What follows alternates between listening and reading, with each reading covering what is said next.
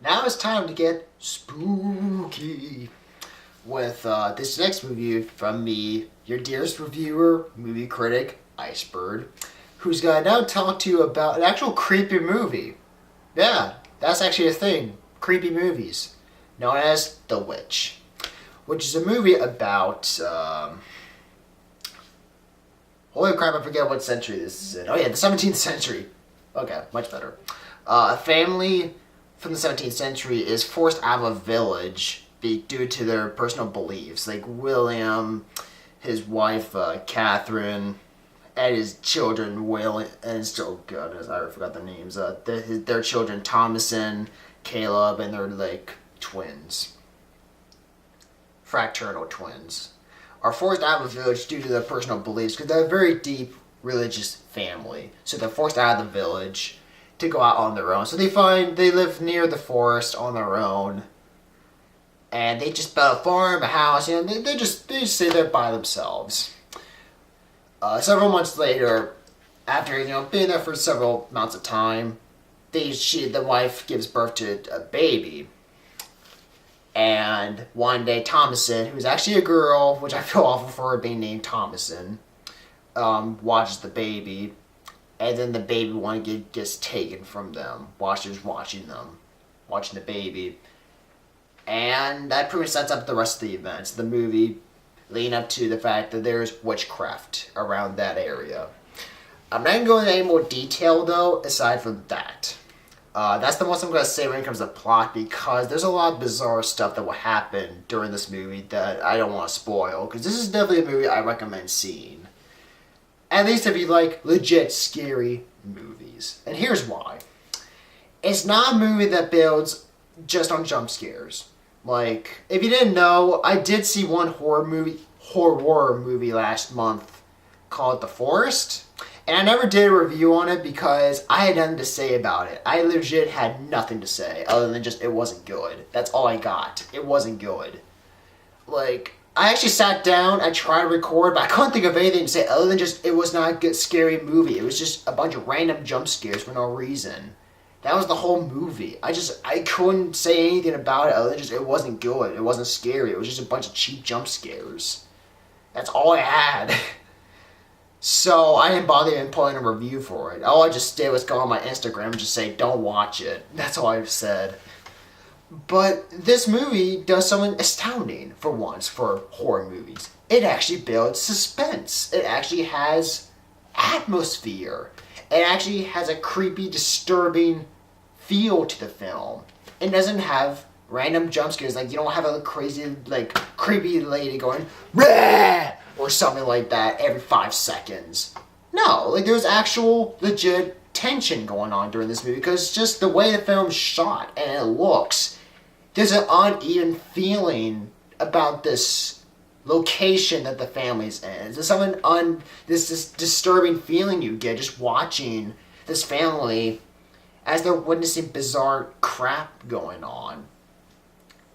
It's really uncomfortable, and I can't really say a whole lot about the scenes because I don't want to spoil the movie, other than just, I will say one thing: if you're a dog lover, beware of this movie, okay? That's all I'm gonna say. If you love dogs, just be cautious going into this movie.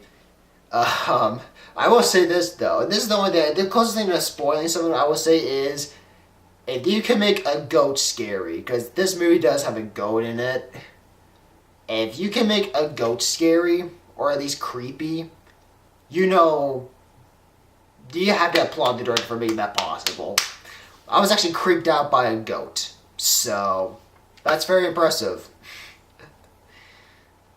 But yeah, so this whole movie is just a bunch of tension going on with this family, because you want to make this family make it out alive.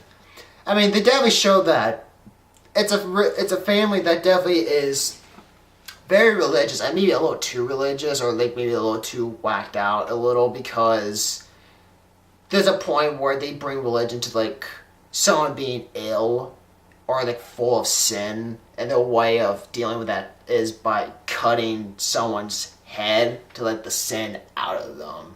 So it definitely shows that maybe some people take it a little too far, or maybe read too into religion to where they consider stuff like that. And it's like, okay, there's something wrong with you. Again, nothing wrong with religion. Just saying, there's a fine ground to how far you go with it. But this movie handles it very interestingly. There was definitely a lot of thought-provoking things going on during this movie. Too much to where I can't even honestly explain all of it because there's so much of it. I need to see the movie again to understand all of it. But it's definitely a creepy movie. Like, there's a lot of times I was just shivering in my seat. There was a lot of scenes I was just kind of sitting there just shivering just at what I was watching. Because there's a lot of creepy stuff going on. Like, whenever the witches appear, they'll do weird stuff in this movie. They will do bizarre stuff in this movie. And completely naked, too. So, yeah, that's another thing. Like, I'm not going to spoil it, but within, like, the first 15, 20 minutes of the movie, the first thing that the witches do is pretty gruesome. Very little uncomfortable. It made me want to take a shower and just... I don't care if I just took a shower. I would just stay in the shower for several hours just clean myself very roughly after I witnessed that scene. Because, well, if you've seen the movie, you know what I mean. So, I'll put it that way. But the thing is about the movie is, it's definitely not a movie for everyone. It is a slow movie. It's a slow burner. And it's only 90 minutes, but it's a slow movie. It definitely is slow. It's not for everyone. It's gotta be one of those movies that if you find it very boring, if you're going into this expecting jump scares, which, if that's the case, you're gonna hate this movie, because this movie is not gonna be like that at all. It's probably just gonna be, you might even be bored, honestly. If you're expecting jump scares, you might be bored, actually. But if you go in with the right mindset, you'll find it to be actually a pretty creepy movie, actually, because that's me the whole entire movie, was me just shivering, just going, ugh. That was me the entire time. But I will admit, there are scenes that are going a little too slow at times. There's a few scenes when they're in the forest, and it is a little too slow at times. And